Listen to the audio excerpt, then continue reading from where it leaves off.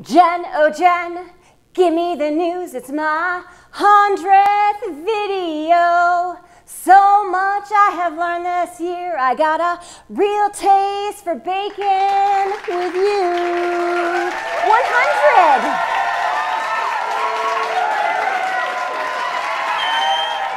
Hi, welcome to a very special edition of Jen's Daily Dish. Today is my 100th episode. I couldn't have done it without each and every one of you. I appreciate all your kind words, your support, your helpful tips along the way on my baking adventure this past year. I so appreciate it. Thank you. Today, I'm going to walk you through a few highlights from the past year, my must-haves in the kitchen, things I've learned, as well as my favorite baking songs. Come on, you know I couldn't help myself. My 4 must-haves in the kitchen starts off with the instant read thermometer. I cannot live without this. It helps me make sure that my bread is fully baked and that other bakes are fully cooked. It's essential. You just kind of need one. My scale.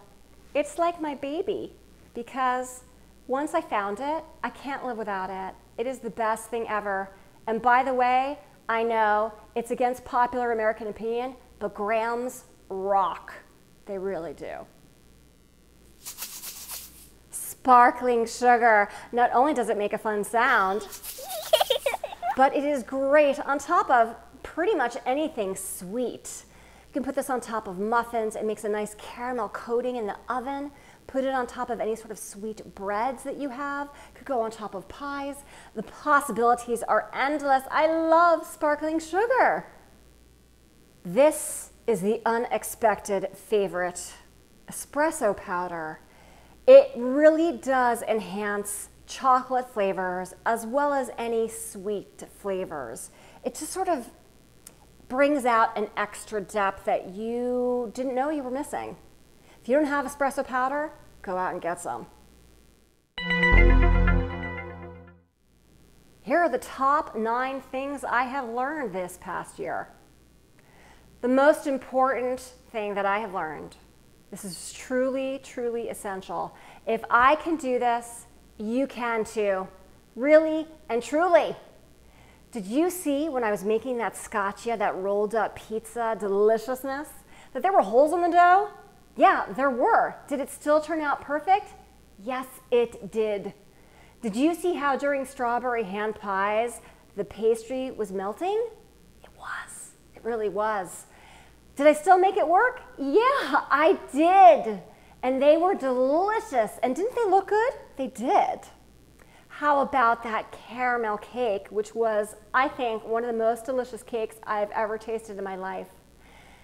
That caramel topping, which was my complete and utter nemesis, beat me and hardened so thick on top of that cake that I kind of had to saw through it.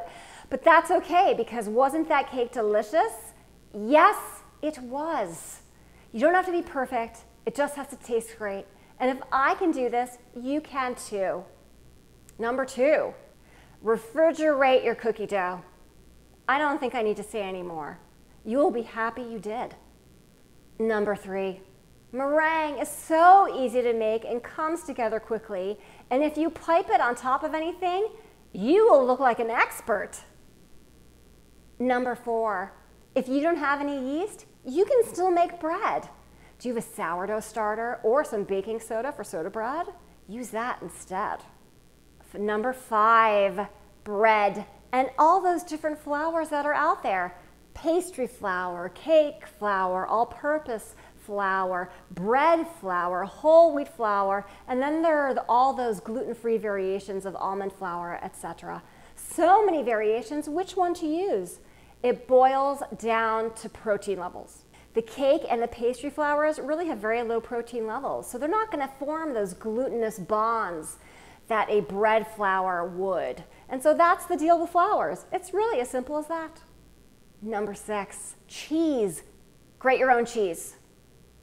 I've said this once, twice, 3 times, many times. You know those packets you get in the supermarket? If that's all you have, that's okay. It's just not going to melt as well as cheese that you grate yourself because it's not coated with anything like the stuff at the market. Grate your own cheese. Choux pastry is easy. Yes, you heard me say it. Did you remember when I made those Gruyere cheese puffs? Those were so simple and so delicious. How about those cream puffs I made? Those turned out so well and were so easy to make. Who knew? Somebody knew. I didn't know, but hopefully I showed you that you can do it too.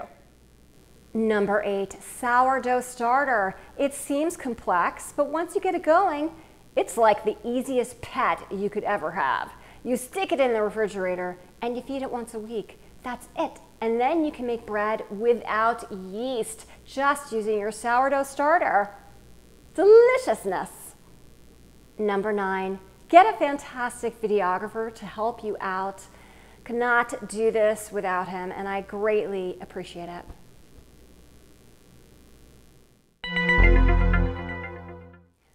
My top 5 songs with baking lyrics. 525,600 minutes. That's how long I've been waiting to make this video. Oh, I can't wait till I bake them. Oh, so delicious, and I made them with you. Pavlova. It's one of my favorites, pavlova. Last Friday night, I made Pop-Tarts and no-knead bread. My family was well fed. I feel like it's time for bed. It's up to you. Thank you. Thank you. Thank you. Here's to another 100.